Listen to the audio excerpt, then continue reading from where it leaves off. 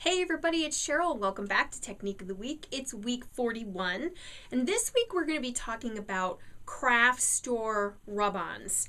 So, I've always been looking for things in either the scrapbooking sections or things that you can use on paper and see if you can use those things on your quilts. Well, it turns out that these really inexpensive craft store rub-ons, and I believe that I got this little sheet of them for $1.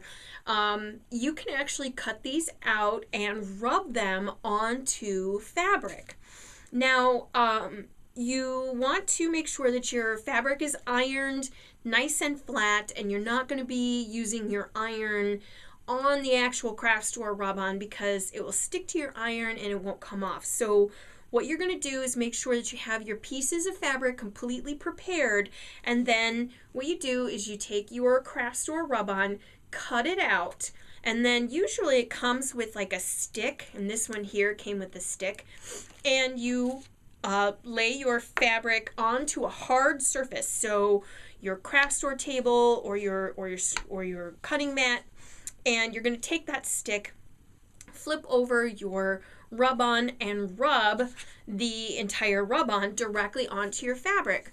Now again, you're not going to be able to iron that side of it, but if you do use a pressing sheet, you should be able to press it lightly from the back. So you don't want to use very, very hot iron. That will actually make the craft store rub-on stick to the pressing sheet or stick to the surface underneath. But once you have your pieces with your craft store rub-ons on them, you can go over that with a little bit of matte medium, and that will actually seal the rub-on directly to the fabric, and you won't have any more problem with it potentially coming up. So this is the quilt that I did using the craft store rub-ons.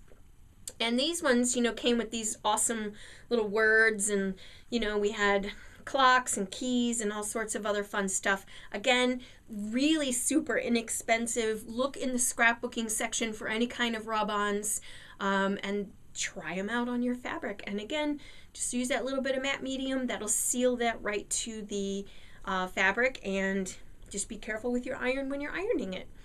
So that's it for this week. So be sure to follow along on my blog at www.muppin.com. You can also subscribe to this channel and get a copy of these videos in your newsfeed every single week.